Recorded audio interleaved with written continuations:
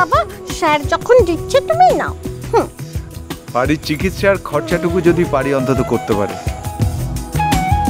দেখো বাবা, আমি যতদিন বেঁচে আছি তখন বাড়ির চিকিৎসার খরচ ওকে জোগাড় করতে হবে না। আসলে এই টাকাটা তোমার প্রাপ্য, সে কথা বলার ধৃষ্টতা তো আমার নেই। এরপরে যদি এই টাকাটা কারোর পাওনা হয়ে থাকে তা হলো কাজলের।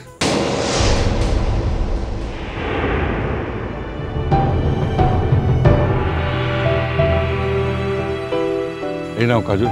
এই নে নীলের বউ, এই নে বাবা যখন দিচ্ছে তুই নে। আমি খুব অভাবী একটা মানুষ, আমাকে এভাবে লোভ দেখিও না রাঙা পিসি। এটা তুমি দাদুভাইকে ফেরত দিয়ে দাও। না গো,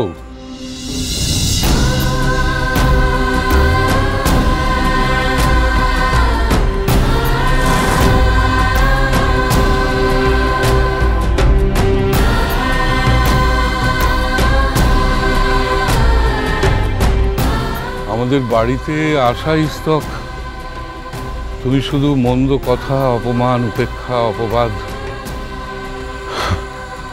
এইসবই পেয়েছো, এসবই জুটেছে তোমার কপালে। যেটা পাওনি সেটা হচ্ছে প্রাণ ভরা আশীর্বাদ।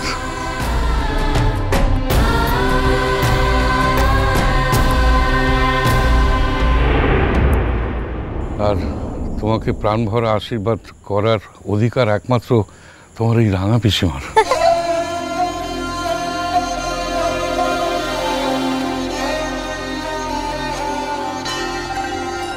বুঝেছো?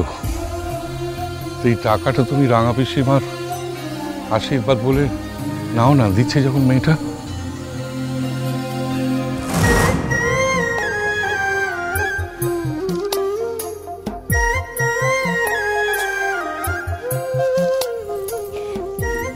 রাঙা পিসির আশীর্বাদ, ভালোবাসা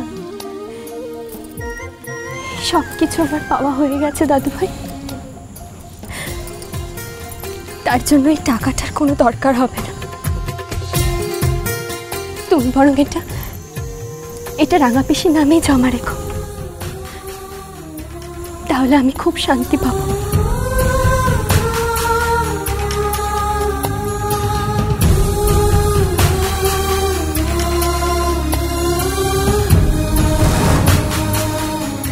নাদবো দেখি, ঈদগা তোকে একটু জড়িয়ে ধরি। আয় আয় আয়। বড় বৌমা দেখেছো কত বড় কথা কয়েছে? এত বড় কথা কওয়া কি সোজা নাকি? আয় মা আয়।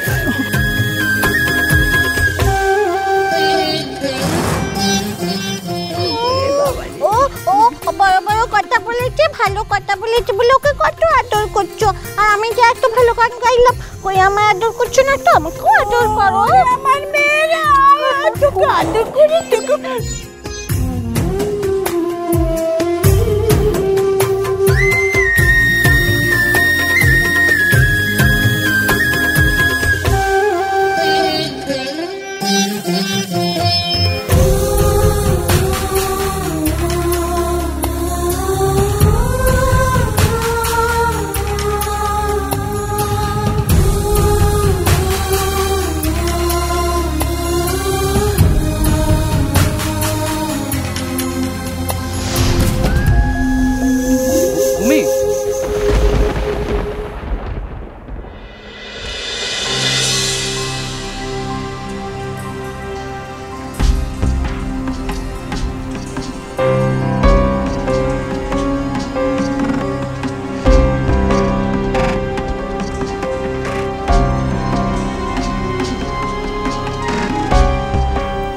বিনায়ক, ডিনারের সময় হয়ে গেছে অনেকক্ষণ।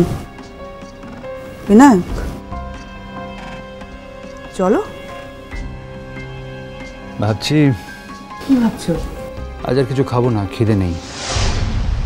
এক গ্লাস দুধ দিতে বলো। ডিনার স্কিপ করছো কেন? কোনো কারণে কি আপসেট? আমি তো বললাম আমার খিদে নেই সৃষ্টি। তোমার না আরো অনেক অনেক আঘাত পাওয়া বাকি আছে, জানো তো? তোমাকে বলেছিলাম এই ক্লাসের মেয়েদের কাছ থেকে তুমি বড়জোর কি পেতে পারো। আমি তো আমার নিজের এক্সপিরিয়েন্স থেকে বলেছি। দেখো, যাকে তুমি এতটা ব্যাকআপ দিলে, এতটা সাপোর্ট করলে, সব কিছু ছুড়ে ফেলে দিয়ে এরকম চলে গেল, একটা মুহূর্ত লাগলো। এই ক্লাসটার কাছ থেকে তুমি আর কি এক্সপেক্ট করতে পারো বিনয়?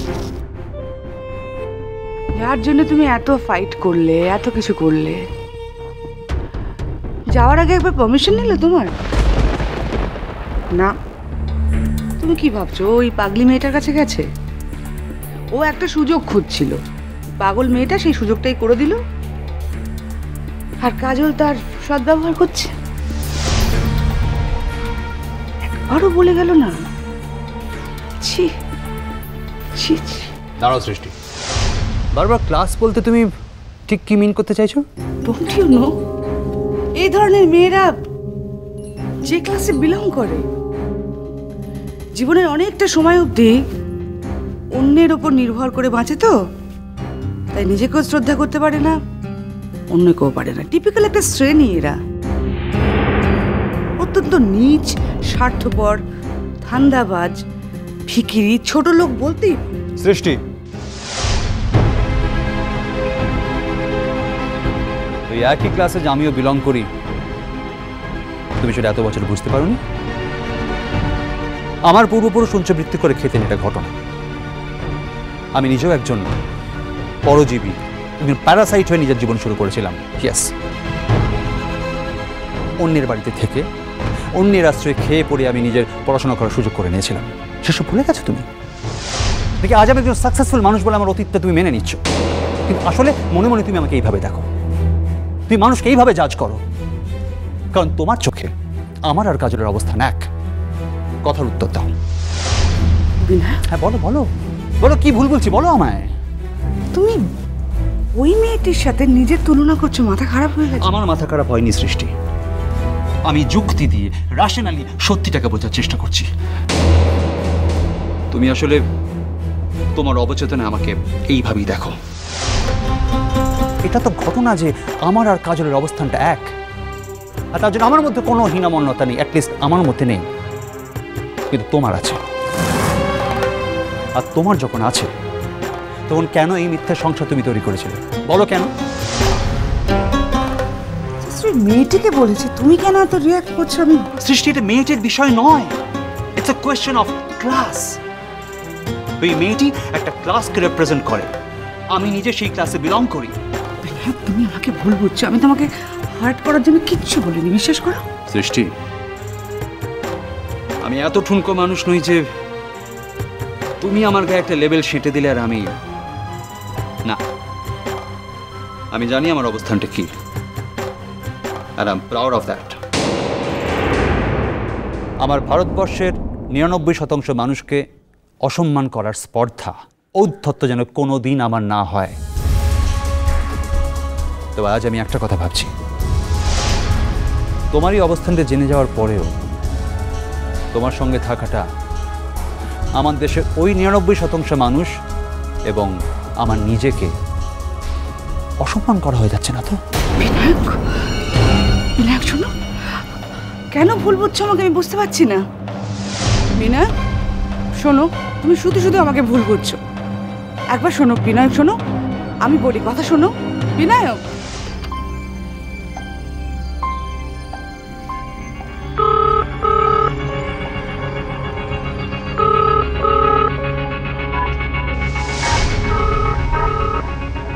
বসি ফোন বাজছে, বিনায়কের ঘর থেকে আওয়াজটা আসছে, দেখো হয়তো বিনায়কের ফোন। তুমি একটু ফোনটা ধরবে চন্দন দাদা? আমি জানি এটা কোনো বিপদের ফোন, ভালো খবর দেওয়ার জন্য বিনু দাদা ফোনটা করেনি। উর্বশী দিদি, তুমি সব সময় না আগে ভাগে ওই বিপদের কথা ভাবি বসি রহ। বাজে জন্মদিন